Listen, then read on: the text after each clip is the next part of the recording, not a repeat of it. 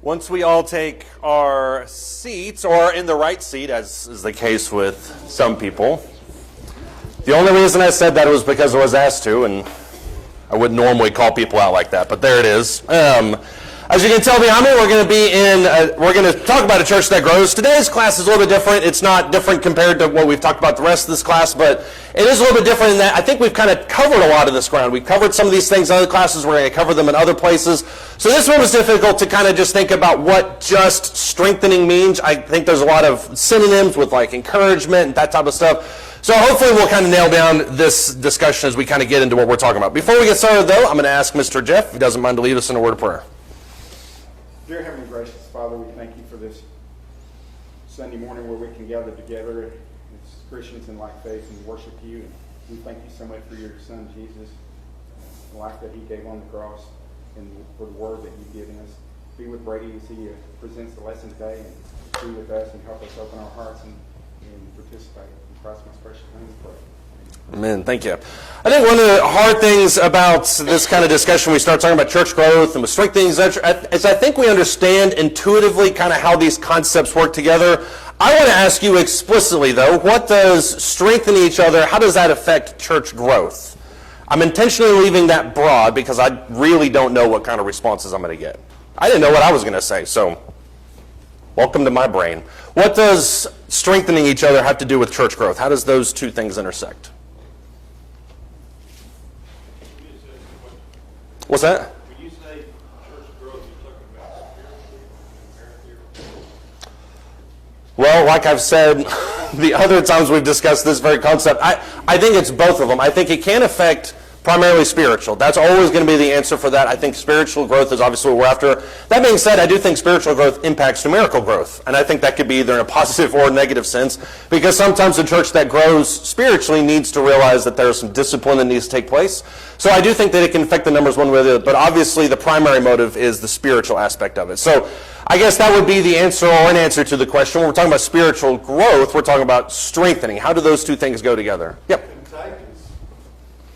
Okay, keep going on that. What do you mean, though? Well, if you got a strong church and we're connected and everything, and people come in, they see all this, they want to be part of it. Yeah, it's kind of like a diffusing aspect of it. You come in, you kind of feel that it's a church that's growing, that's a church that's strengthening each other, it's a growth that is encouraging one another. And I do think there's that aspect of it too. I want to be a part of that. That's a little bit of what we talked about last week with the idea of benevolence. What else does this have to do with church growth? Curtis? Proverbs 27:17. Iron sharpeneth iron. So a man sharpeneth the countenance of his friend.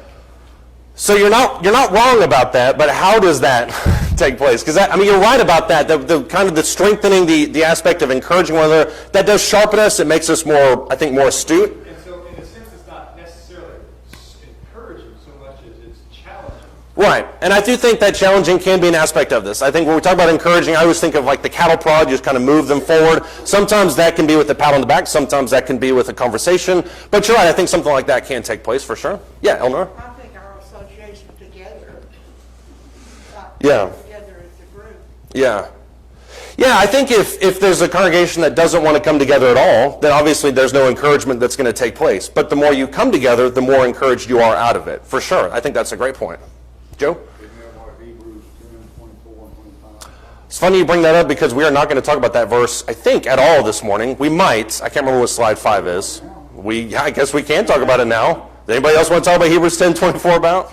That's the whole point about strengthening one another, which is part of the main point about coming together, on top of worship and all the other things that we do, obviously, too.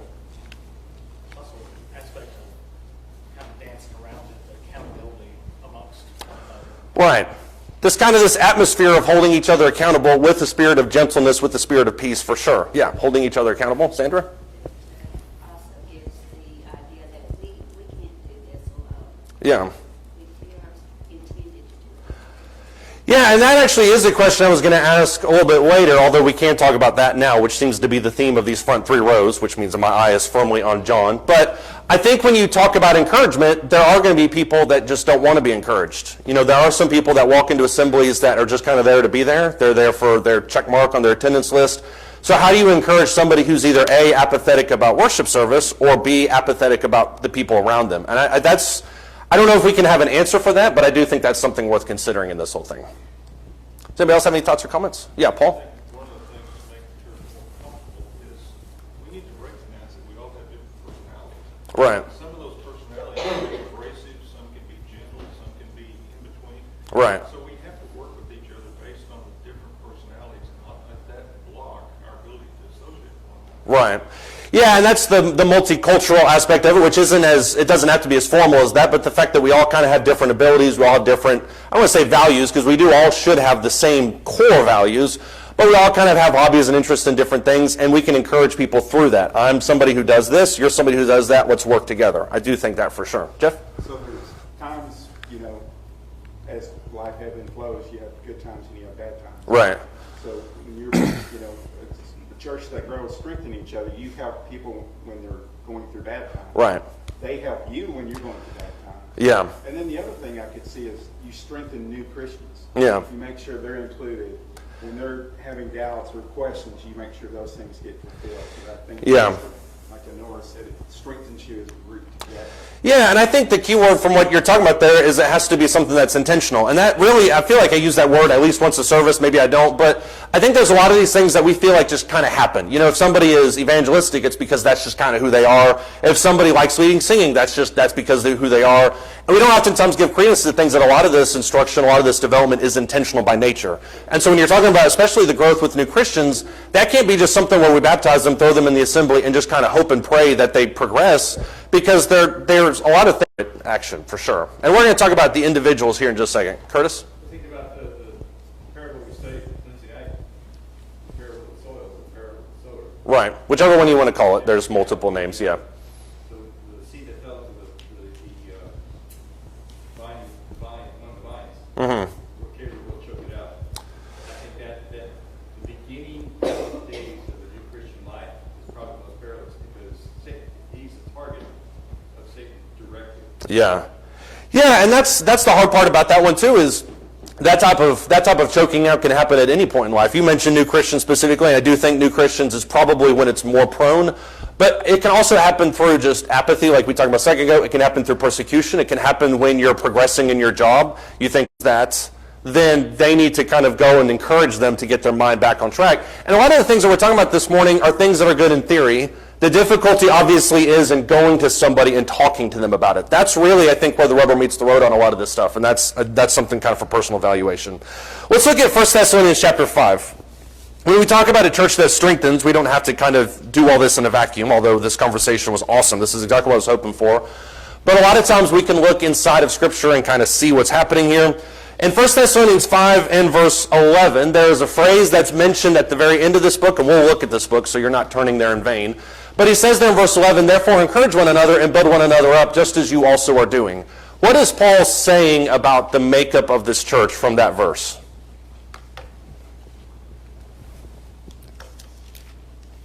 Can't remember when we've ever done, I know we've done a study on 1 Thessalonians. Maybe I need to put that in the queue, because I keep coming back to it. Wait. Nathan, I saw three people at the same time. Nathan, we'll start front to back. He's just finished up talking about, the Christ coming, other questions. Yeah. Like that, and the gist of it is, be prepared for it. And you're doing good. Continue doing good. Yeah. Keep on doing it. Yeah, and actually, the original slide for this was kind of this bracketed segment when you just look at 1 Thessalonians 5, because I think there's multiple points he makes inside of this, but it starts at the end, as you mentioned, at the end of chapter 4, verse 18, where he says specifically, therefore comfort one another with these words, what he's just talked about, and then he kind of builds on that, keep doing this type of stuff. So you're right, it is kind of in the midst of persecution, but as you mentioned, it's also in the midst of just kind of maintaining. Keep at it, keep growing. There's a passage earlier in 1 Thessalonians 5, I think, where he says excel still more. So it's the idea of kind of keep pushing forward on what you're already doing. Paul? I was going to say just about necessary emphasis there. He's saying there's never going to be a time when somebody's not discouraged. So Yeah. you can't come into the assembly and not have somebody that's discouraged for one reason or another. So you just need to be prepared to help people. Yeah. Yeah, if you walk into assembly and you say, well, nobody needs my help today, then you probably need to take a second look. I think I've mentioned this before, but that's one of the first things I was told when I started preaching, is that you preach to broken hearts because there's one on every pew. And there's always somebody, whether you're the preacher or not, there's always somebody that we can help in that way. And a lot of times can help a lot better than somebody that's standing at the front of the building can. Curtis? It looked like he was encouraged to do exactly what they were already doing. Yeah. Yeah, that's kind of the interesting thing, is because he says, therefore, encourage one another, build one another up, which are both catchwords. But then he puts that on the end of it where he says, just as you also are doing. So it kind of almost makes that statement redundant. I don't think it is, because as 1 Peter talks about, I'm stirring you up by way of reminder. I think it's very easy to kind of go away from this practice. And so what he's telling them to do is, the things that you're building on, the things that you're maintaining, the things that you're actively engaged in, those are the things that are going to carry you through this time, and especially your church life. Lee? We're in this together. We're a team, but a better word to describe it is a family. Yeah, it is a team, but I think family is probably a more emotional aspect of it. Yeah, it's not just, hey, I hope we all win. It's, hey, let's grow together. We're in it together. Right, that's exactly right. Sandra? Just gonna add, don't grow weary of doing good. You think of how long you've been a Christian, and do you get tired? Do you get tired of trying to help enough? Do you get apathetic to other people's issues? Yeah. I've got my own problems. Those kind of things, you have to look outward always and see. Yeah. And of course, the back end of that verse is, for in due time we will reap if we don't faint. You're right in that a lot of us sometimes, if we're somebody who's trying to make it our goal of encouraging every single time, it can get exhausting. And not only physical exhaustion, but emotionally, because you think to yourself, well, what good is this doing? This person hasn't changed. I feel like I'm drained. So there's a lot of, I think, variables mixed in with that. But that's the core point, is just to not give up on it. Does anybody else have something on that? All right, let's look back at 1 Thessalonians 1. We're not going to spend a ton of time on this, but I do think to qualify what he says in chapter 5, you kind of have to look at what he says here in with the chapters leading up to it. If you look at 1 Thessalonians chapter 1, starting in verse 8, he says, "For the word of the Lord has sounded forth from you, not only in Macedonia and Achaia, but also in every place your faith towards God has gone forth, so that we have no need to say anything." That's probably the best compliment that Paul could give any church. "For they themselves report about us what kind of reception we had with you, how you turned to God from idols to serve a living and true God, and to wait for his Son from heaven, whom he raised from the dead, that is Jesus, who rescues us from the wrath to come." What does he say about them in those three verses? Their spiritual reputation precedes them. So their spiritual reputation, verse 8, precedes them. It's obviously something that is steadfast. Everybody's kind of looking to that as an example. But what makes that so steadfast? What makes that so noteworthy?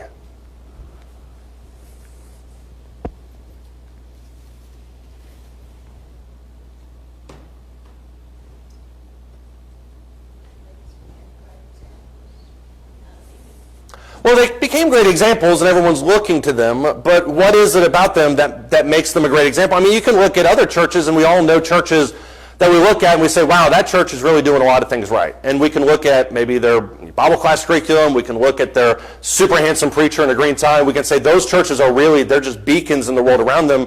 But I think he mentioned something in this section that is a little bit more nuanced than that. Yeah, they turned from idols. Why is that noteworthy? We know why it's noteworthy in a general sense, but We've talked about in the past with some of the other churches, that was a hub and a big part of the economy for one. Right. Idol worship and all things that are intertwined with that. yeah. And the fact that they pushed that aside. It certainly is. I mean, you can look no further than Acts 18 with Demetrius and the Ephesians and see just how integrated idolatrous worship is with the local economy, which is what you talked about. But when you think about this church specifically, this is a church that's not made up primarily of Jews. This is a church that's primarily made up of Gentiles, which I would argue puts them at somewhat of a disadvantage right from the outset. Why? What do these people not have that the Jews have?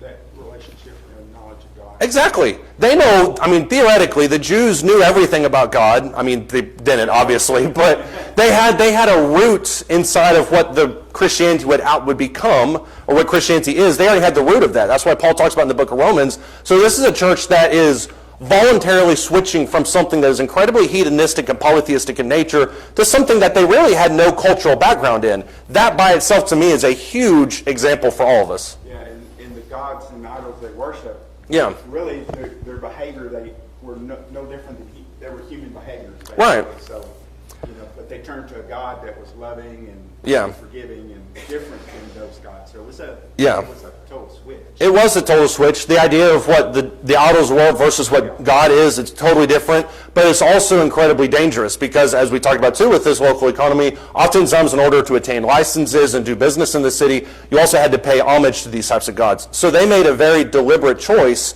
not to engage in these things because of their faith in God. I think that's a pretty monumental switch. Go ahead, Lee. I disagree with you. Well, at least you were outright with it and not just subtly attacking me. They were so arrogant because they were all seeds from Abraham, and they built their religion around there. Where the gospel is about changing Right. your person, who you are, and when you got all that arrogance, where they lived this all their lives, and I'm a Jew. Yeah. I know God. That fights against me. It does, and that's why I said theoretically they should have known everything about God. A lot of them did not. They didn't understand the nuances of grace and mercy, and all of us struggle with learning those types of things kind of in their full capacity. But I think when you read passage in Romans where he says it goes to the Jew first and also to the Greek, I think you also see that that's kind of the way it naturally dispenses itself. If you look at the churches in Acts, the predominant section of the first half of the book is all Jewish churches. He goes to synagogues first because he knows that's going to be, people notwithstanding, there's lots of people that have different opinions, but I think they're a more fertile ground. And you can disagree with me, which I think is incredibly rude, but you're more than welcome to do that. But I think there's a big deal. And it's one of the things that I've always said about this church when I go other places or when people talk to me about Hillside, one of the things that I always mention is that this is a congregation that is largely made up of first-generation Christians. That to me is very noteworthy. A lot of people in this building came from other versions of Christianity, and that I think gives us strength that you won't oftentimes see. I don't think it's a bad thing, but in second, third, fourth generation people, I think there's a different mentality with that. Yeah. You know, if you'll read some of the letters that we get from denominational people Yeah. that are converted by those preachers over there, and that's similar to what this is, because they're going into these Baptists, Catholic, you name it, Mm-hmm. and they're converting a number of people Yeah. from those false beliefs. Yeah, because I think a lot of people are looking up and thinking, well, what I'm hearing and what I'm seeing is not the same. So, yeah, people kind of wake up at some point and realize that and move towards what the truth should be. And I mean, I'm not saying every church needs to have this foundation of first-generation Christians where they've never been exposed to it, now all of a sudden they're diehards. But I do think I think that this sets the groundwork for a congregation that is very aggressive in standing for the truth because they've already demonstrated that in turning from idols towards the living God. I think that's what you see there in verses 8 through 10. When you look at chapter 2, starting in verse 13, we're just going to go a little bit through this, maybe a little bit quicker so we can kind of keep moving to some other stuff. But if you look at verse 13 of chapter 2, he says, "For this reason we also constantly thank God that when you received the word of God which you heard from us, you accepted it not as the word of men, but for what it really is, which is the work of God, or the word of God, which also performs its work in you who believe. For you, brethren, became imitators of the churches of God in Christ Jesus, that are in Judea. For you also endure the same sufferings at the hands of your own countrymen, who are even as they did from the Jews, who both killed the Lord Jesus and the prophets and drove us out. They are not pleasing to God, but they're hostile to all men." He kind of changes attitude here, and he says this is primarily a Gentile church, and you guys are different from Jews in that aspect. But there's one way in which you are very similar, which is what? That you're going through persecution in the same exact manner that a lot of churches that are located in Judea, which are primarily Jewish-based churches or Jewish-originated churches, you're undergoing persecution the same way that they did. So this congregation that has made an effort to turn towards God, they've also endured trials from their brethren, which I think is a real shocking aspect of a lot of the first few centuries of persecution, that it came from people that they were close to. When you look at chapter 3, starting in verse 4, chapter 3, starting in verse 4, he says, "For indeed, when we were with you, we kept telling you in advance that we were going to suffer affliction." He kind of piggybacks off of what he just said. "And so it came to pass, as you know. For this reason, when I could endure it no longer, I also sent out to find out about your faith, for fear that the tempter might have tempted you and our labor also would be in vain. But now that Timothy has come to us from you and has brought us good news of your faith and love, and that you always think kindly of us, longing to see us just as we also long to see you. For this reason, brethren, in all our distress and affliction, we are comforted about you through your faith. For now we really live if you stand firm in the Lord. For what thanks can we render to God for you in return for the joy with which we rejoice before our God on your account, as we night and day keep praying most earnestly that we may see your face and complete what is lacking in your faith. Paul is getting personal here and says that he now is deriving encouragement from this church. How? As anybody would be if they were engaging with this church.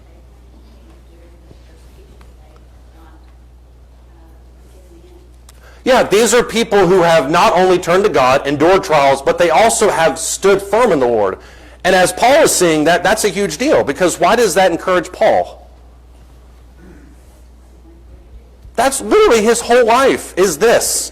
And so if this is his whole life, and he leaves the church, and he doesn't really have social media, doesn't have the internet, doesn't have email, he doesn't really know how this church is going, hearing that they're standing firm through these things is a huge encouragement. We also see that with each other. If you see somebody that's going through a tough time, whether medically, spiritually, and yet they're able to persevere through that, that is a huge encouragement to us. And you see that on a local level. You can obviously see that on a church-wide level. Chapter 4, starting in verse 9, he says, Now as to the love of the brethren, you have no need for anyone to write to you, for you yourselves are taught by God to love one another. For indeed you do practice it towards all the brethren who are in all Macedonia, but we urge you, brethren, to excel still more, and to make your ambition to lead a quiet life, attend your own business, and work with your own hands, just as we commanded you, so that you will behave properly towards outsiders and not be in any need. What does he say about them now?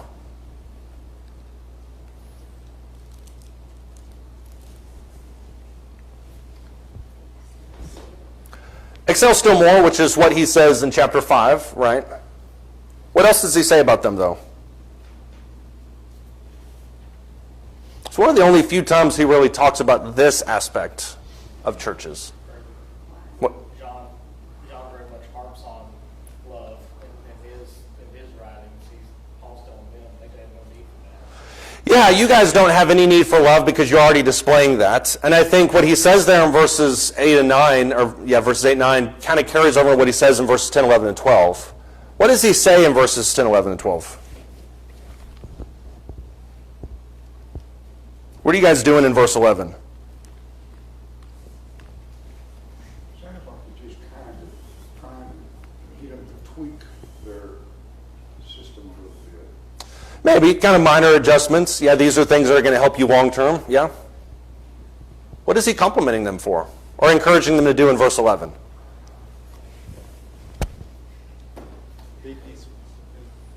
Go ahead. It's three things. Lead a quiet life. Just live in peace. Mind your own business. Work with your own hands. You didn't say that in the southern twang that I'm used to. I would love for you to back it up and do it again, but I'll do it. It's mind your business. That's the southern translation, yeah.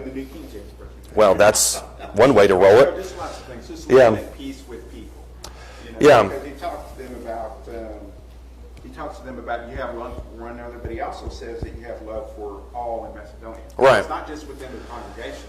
Yeah. Evidently, it's all, even with those outside. It is. And you have the love that emanates because it's from a lack of selfishness. And that's where I kind of stand on this when you look at what he says. He says, make it your ambition to lead a quiet life. You see churches sometimes that are disruptive, and you see churches sometimes that are very much engrossed with people kind of doing whatever they want to do. There's a lot of friction. And a lot of it comes with people not making it their ambition to lead a quiet life. Their focus is not on what they can do for others, it's what they can do for themselves. And so I think you have that kind of mentality where it's just this blaring lack of selfishness that's existing in the church. And then when you look at chapter 4 verses 12 through 18, we don't take the time to read that, but then he talks about the knowledge that you will see one another again. So this idea of comfort. Remember the resurrection? It's when somebody is really struggling with doubt, with discouragement, you intentionally comfort them with the knowledge that you will see them again. That takes action. Somebody have any thoughts or comments on that? Let's switch gears a little bit here. We will not take the time to read all of this, but I do want to kind of focus on one passage. When you look at specific examples of people who encouraged each other, you can look at 1 Thessalonians, of those two guys. What was their relationship like between David and Jonathan? And skip all the cultural assumptions about what happened and just get back to what the Bible says actually was like. What was their relationship like between David and Jonathan? Trust. Complete trust. That's probably the biggest way that you can put it. They're like brothers, yeah. I mean, it was to the point where they weren't united by flesh or blood, but they were certainly united in spirit and in values and all these other things. There's one passage, in my opinion, that kind of typifies what this was, and it shows in this time period when they were obviously at odds with or when Saul became aware that Saul had come out to seek his life, which, by the way, Saul was Jonathan's dad, in case anyone had forgotten that part of it, while David was in the wilderness of Ziph at Horish. And Jonathan, Saul's son, arose and went to David at Horish and encouraged him in God. That stands out to me. Why?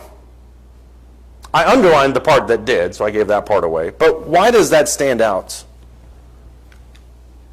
Because it was his father that was Right. after David. It was his father that went after David. Saul has already demonstrated how livid he gets when anybody in his inner circle kind of corresponds with David, so he's taking an enormous risk. What else does it show? That he has his back no matter what. That he has his back no matter what, for sure. That whatever's going to happen, and he says that immediately before that, you're going to become king. Saul, my dad knows this. We're going to reign together. I'm going to sit right next to you. It shows to me that Jonathan perceived the need. He knows that David is away from Saul. He knows that he's on the run. He's probably terrified. It shows that he went after the need. He arose and went to him for the sole purpose of what? Encouraging him. This is a huge sacrifice on Jonathan's part. That's kind of what I'm getting at. Why does he make this sacrifice? He recognizes wrong from right there in that situation. He realizes that Yeah. what his father's doing is wrong. You can certainly take that stance, and there's nothing wrong with that in the sense that he recognizes that Saul is working against God, he's acting immoral, he's acting ungodly, and in that sense, Jonathan is standing up for what's right, both with God, with the law, with all those types of things. And I think that's a totally reasonable explanation. Curtis? Also consider Jonathan was next in line to be king. Yeah. And he threw all that away for his friendship with David, knowing that David was, I believe he knew that David was be selected to be king. I think he knew, I think everybody knew. And I think that shows in Saul's desperation about chasing David, was that he knew everybody had seen and was kind of going on, so he's just holding fast to that. But you're right, him sacrificing his spot on the throne for David shows that sacrifice for sure. Also, you know, you can't go against whatever God wills. Yeah. And if God wills that David will be king, there's nothing Jonathan can do, or Saul, or anyone else. Yeah. And he chose the friendship part over resentment and standing with his father, you know, and all those things. And you said that, and John kind of said something similar, but the way that you said it made me think of something else. When we talk about the sacrifice that Jonathan made for David, the standing up for what's right, sacrificing his own spot on the throne, those are all things. But when you think about the fact that he went against his father, that bears a strong resemblance to what Jesus would talk about when people that stand up for the gospel oftentimes find themselves at odds with their friends, with their family. So it's a dedication to doing what's right, which is what both of y'all have kind of talked about. But it also shows the fact that he's going to lean into the thing that produces the most good. Jonathan recognizes that the person in the most peril is David. And it's very easy for him to say, well, David's with God, and David defeated Goliath, and he's with his mighty men. He doesn't need me. But what it shows is that Jonathan perceived the need and realized he probably would have a greater impact. So he deliberately sacrificed his time, possibly his life, to go for the sole purpose of encouraging David. We oftentimes undermine that. We think, well, all I can do is encourage people. All I can do is give them a pat on the back. All I can do is help them out. When in reality, that might be the thing they need the most at that time. And sometimes it requires a sacrifice on our part to go do that, of our time, of our money, of our whatever. Lee, did you have something? He also had a deep bond with people too. Yeah. And you have to put all this stuff together on top of that. Right. That helped a lot. He had a deep bond, and I think a lot of the deep bond was formed in God. I think that was probably the nucleus of it. But I also think when you look at what we go through as Christians, we sometimes think of a church as just being a place we go to and we worship God and we sing next to each other. But we realistically should have that at our nucleus as well, that's the thing that binds us. And so even though you may not have somebody in this building that is your Jonathan or your David or whatever it is, you can still make the same sacrifice and encourage them because you know that they need it in God, just like David did. I think this is a great story of exactly what we're talking about. Does anybody else have any thoughts or comments? Let's go to Romans 12. This is a bullet point list of all the things, lest anybody say, well, there's nothing I can do. It's almost as if Paul sat down and thought of all the things that anybody might say that they couldn't do, and he says, well, you can do this. Romans chapter 12, starting in verse 6. He says, since we have gifts that differ according to the grace that's given to us, each of us is to exercise them accordingly. If prophecy, according to the proportion of his faith. If service, in his serving. He who teaches, in his teaching. Or he who exhorts, in his exhortation. He who gives with liberality. He who leads with diligence. He who shows mercy with cheerfulness. Notice how he's just kind of throwing darts here at this. All these different things, trying to hit it all.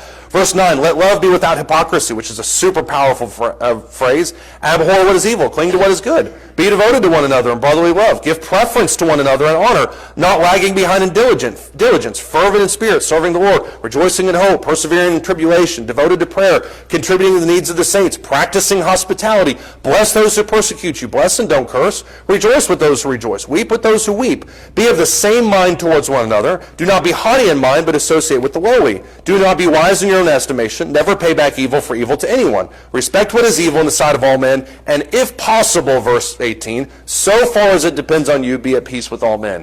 What is he telling us to do in that phrase, or in that passage?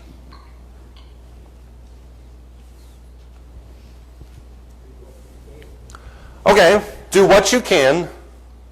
Anybody else want to finish that? What did you say? When you can. We can just go through all of the question verbs, if you will. Do what you can when you can. All of these encourage each other. So you didn't continue the we were really building on something, Mom, but yeah. But As much as you can. as much as you can, parentheses, go ahead. I was just going to say, all of these things encourage each other. We can't encourage each other while we're tearing each other down. So Right. Build each other up. Exactly. You can't encourage each other when you're tearing each other down. That's a big part of it. Parentheses close, and let's keep moving. Do what you can when you can, as much as you can. This is just for fun at this point. For who you can, however you can, for whatever reason. I was really trying to hit all those question verbs. For whatever reason you can. I mean, this is just literally a bullet point list of all the things that you can do. And I promise you, you have something inside of those verses that you can do for somebody. Go ahead, Jeff. Yeah, it's all about what you can do for others, not what you can do for yourself. If I hear one more JFK quote in this quarter, I am going to go bananas. Yeah, This list is about how you respond to others that's true. versus how you do things for yourself. That's true. We should always be asking ourselves how we can serve others, not how others can serve us. Yeah, but you're right. This is all about ways that we can be selfless instead of selfish. Totally agree with that. Shell? If not you, who? If not now, when? Is that Dr. Seuss or is that JFK? Oh, Ronald Reagan. I was close. You can tell. I was going to find that eventually. Yeah. I see other people have quotes too. I think that's spot on. Yeah. If not, this needs to be taken care of, and we never follow up by saying, well, maybe that's something I can do. And that's really what he's addressing here. What is the one thing you need to solve all of these things? No matter who you are, no matter where you are, no matter how you are, what's the one thing that you need to do all these things? Do any of these things? You need love. That's the answer almost all the time. You're right. You need love. Self-discipline's another one. Okay. That's exactly what I was getting at. You have to be involved. And when you look at the core, this is when I told you we weren't going to talk about Hebrews 10:24. We actually were around this point. When you look at Hebrews chapter 10, verse 24, the admonition is to not forsake the assembly as other people are doing. Instead, see that as an opportunity to stir one another up into love and good works. You can't do that unless you're here. And even if you are here, you can still not be here. So the whole bottom line for all of this is to be involved in each other's lives. And oftentimes churches are not made up of that. They're made up of individuals who sit there, they leave, and they never talk to each other. This is a firm admonition to be involved in each other's life. Does anybody have any thoughts or comments? Yeah, Curtis? I think it's interesting to note that he doesn't take for granted the fact that if it be possible, there's some that will not be placated. There's some who will not be at peace with you. Right. But as much as in you it is, as Right. capable as you are, whatever you can do Yeah. to be at peace with all men, do it. Yeah. As much as it depends on you. If you haven't apologized, if you haven't reached out to them, if you don't know them, be at peace with all men. And that's not just indicating that there's friction. That's just maybe I just don't even know them. And that's kind of the point too. And somebody will say, well, that's not who I am. I'm not an extrovert. I don't talk to people. I don't know them. You're probably looking at one of the biggest introverts in this room right now. And I think if you have the ability to push past that, there is quite a bit on the other side of that is not only helpful, but also helpful to yourself as well. Does anybody have any thoughts or comments? Yeah, Ken, go ahead. I had to look up exhort. Mhm. Meaning, one of the big ones is to propel forward. Mm-hmm. We're all supposed to help each other go forward. Right. And it may just be saying hi, it may be, Yeah. I don't know, sometimes the littlest things. It is shocking, and it's also one of the best bang for your buck about how simple a handshake is, or how you doing, or whatever it could be, how far that could go. Somebody's name. Yeah. If you know somebody's name and use it, yeah, that helps a lot too. Joe? I was going to say also, you don't know who's looking to you. Mm-hmm.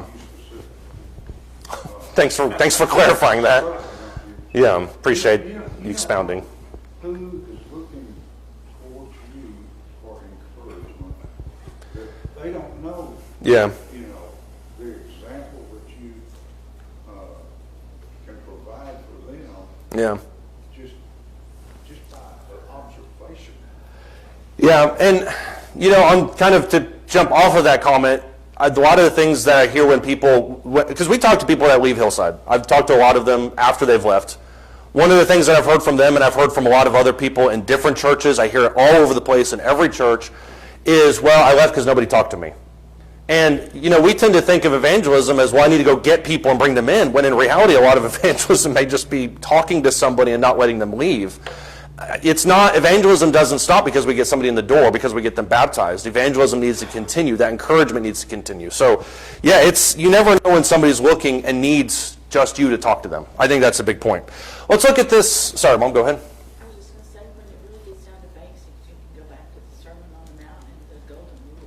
Yeah. If we want people to be friendly to us, we've got to be friendly to other people. Yeah. If we want to be treated. Jesus was just too simplistic, obviously. I mean, yeah. You're right, it is basic, but it's basic because it works. It's the golden rule because it's memorable, but it's also effective. If you want somebody to treat you, you need to treat them that way. Yeah. I totally butchered what Jesus said, but you're exactly right. Let's look at this in more of a microscopic level. If you think about the different people that we maybe sometimes have inside of any assembly, you may have some people that are new Christians, you may have some people struggling Christians, non-Christians, and then strong Christians, I think, also obviously need encouragement. How do you encourage new Christians? And we're just kind of brainstorming together here. Include them Include them.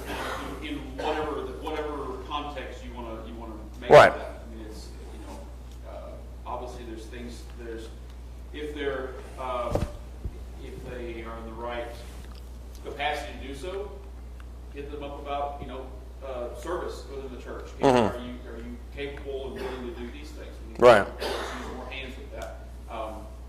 Outside of services, you pull together small, groups to do whatever, go to lunch or something like that. Yeah. Bring in new people, make them acquaintances. Yeah, make it a point that they're a part of something that everybody else is doing. And whether that's, obviously, spiritual is the priority, but physical is what we just talked about. That's the big part of it too, which is just feeling like you're a part of something. And that's at its core what a lot of being a part of a church is all about, that you're a part of working together in that aspect. And to that,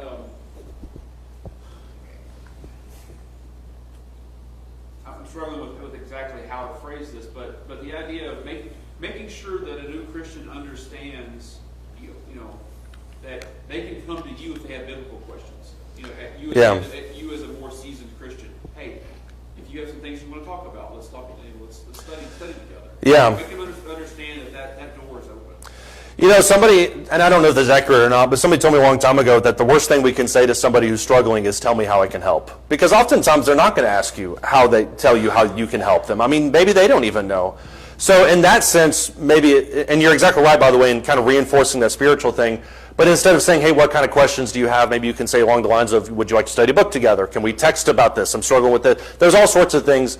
And that's kind of what I wanted to get at when we look at the spiritual aspect is, when you're talking about spiritually encouraging new Christians, there are things I think we can do right off the bat. We can engage them in studies, which is what Levi talked about. We can also increase the fellowship around them, which is what you talked about in a physical sense, spiritually kind of working together, getting them involved in things that we can do for God. And then number 3, put them to work. Because oftentimes, new Christians sometimes are the ones that are just the most adamant about going after it. So find something that they can be involved in spiritually.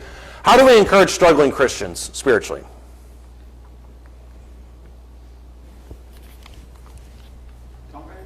What's that? Contact them. Yeah. Text them. Call them. Yeah. Pray with them. All that kind of falls under the realm of encouraging them. How else can we help them or encourage them? Include them. Yeah, that's a part of it too. Maybe they're feeling excluded. Yeah. Nathan actually said this earlier. What can we do with people who are struggling? You might not remember it. That's okay. But you said the word earlier. How about keep them accountable? Sometimes when you have struggling Christians that are kind of existing in this other sphere of just kind of walking around and doing, they don't know which way is up, if you can give them a path to follow through and hold them accountable to that, that may give them the foundation they need to keep moving forward. You can also teach them. I mean, sometimes they just really don't know which way is up. So engage them in studies that allow them to teach. Non-Christians, we can warn. We can read with them, we can hear, we can encourage them or hear what they're having to say. A lot of times non-Christians have very valid reasons why they're not Christians. So let's listen to those. Let's actually examine those, and then we can have conversations around that. Strong Christians, we can encourage them by helping them evangelize. Sometimes strong Christians are just kind of like boats that are in the harbor. If we can get them out to sea, oftentimes that will just reinforce that more and more. They can lead by example. And we can also teach them to have a little bit of humility in regards to their life, because that's the whole weaker brother, stronger brother argument. Copycat. Yeah. Oh, imitate them, yeah. I have a negative association with copycat, but yeah, imitate them, which is exactly what Paul says. Imitate me as I also imitate Christ. Yeah. Levi? What Joe said earlier about you may not always know who's watching you as an example. Yeah. If there's a strong Christian in your life, someone that you look up to, and let them know, let them understand at least at some level that Yeah. that's the thing for you. That hey, I really appreciate how you handled XYZ situation, or Yeah. the way that you consoled so and so, or I love that you're always the first person to go greet a new visitor. Yeah. That really means something. Yeah, feel seen in a lot of ways, because as Sandra brought up earlier, sometimes that not growing weary and doing these works, sometimes we think, well, this doesn't really matter, nobody cares, it's not mattering, not doing anything. A little bit of notice shows, well, maybe I guess people are seeing that. Yeah. John? I was going to say, no matter which of those categories they're in, Ephesians 5:19 talks about speaking to one another with psalms, hymns, and spiritual songs. Music is a powerful thing too. It is, yeah. You know, that's another way to encourage others. Yeah. Yeah, singing songs, going to singings is a great opportunity for things like that, but really just kind of the teaching aspect of that, the fact that we're all learning together about these things. We talked about, therefore I, the prisoner of the Lord, implore you to walk in a manner worthy of the calling with which you have been called, with all humility and gentleness, with patience, showing tolerance for one another in love, being diligent to preserve the unity of the Spirit and the bond of peace. What, in your opinion, is the most important component of those 3 verses?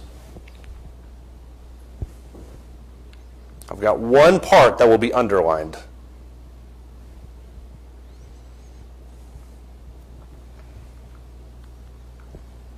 I would say walking in a manner worthy of the calling. That's not it, but you're right. That probably is, ironically, the most important part is walking in a manner with which you've been calling. Yeah. Levi, go ahead. Anytime we do some kind of study like this, it's always my knee-jerk reaction was the one who said that being diligent to preserve unity, spirit, and peace, and maybe whatnot. But that result and most other things in this environment are always built on this idea of love. Yeah. If we don't have love for each other, not only does that nullify a lot of our actions, but it just takes all a lot of things will just fall away. Yeah. If I don't have love for my spiritual family and care for their well-being, then I'm not going to do a lot of the things that I'm asking Yeah. or expecting. So I think that's the most important. Love is both the motivation for things. It's the manner in which things are carried out. It's the end goal of it is to create more love. So Paul was right when he talks about 1 Corinthians 13 that everything needs to be done in love. No matter what you do, everything needs to be done in love. Yeah. That's not it, so I can't click it. But is anybody else? Sandra, go ahead. I was just trying to find a scripture I can't, be Christ-like. This is what Christ did. Mm-hmm. So we are to be like Christ. Right. He was all patience. He showed love, tolerance, and he was giving us peace with God. Mm-hmm. And all of these things, if we are to be imitators of Christ, then we need to be doing these things. Right. Yeah, if we're in Christ, then all these things are not only should be what we're doing, but they're also reflective of who he is. I think that's a part of it too. Joe, and then Lee, and then we'll... I think the most important of that is preserve the unity of the Spirit. I put that number 7, but you're right. I think that's up there. Obviously, all of it is important, but preserving the unity of the bond of the Spirit, that is probably one of the most important things. All of them are one of the most important things. I can see that. I'm surprised nobody chose patience. Because to me, when we're talking about strictly encouragement, I think patience is probably one of the most important things. Everything everybody said is spot on. I don't disagree with any of it. But people who need encouragement oftentimes need patience. Because oftentimes the reason that they need encouragement is because they're struggling with something. And if they're struggling with something, it's not going to be handled quickly. So they have reasons, they have arguments for it. So demonstrating that type of love and that type of gentleness with patience, being able to do it for the long haul, and being able to put up with and listen to and think about and consider and cry and encourage, that's really, I think, at the core of what a lot of encouragement is. I'm here with you, whatever you need, for as long as you need it, and whatever that consists of, obviously within reason. I put this list up here. You can take this for what it's worth. You can take it, you cannot take it. I thought of 7 phrases that are biblical, that strengthen others, that you can say today. You can say to other people. You can say whenever you want to. 1 Thessalonians 4 and verse 18, if somebody's struggling with grief, you'll see them again. And that's better than, I think, sometimes the phrase that we sometimes use at funerals, which is, well, God has a plan.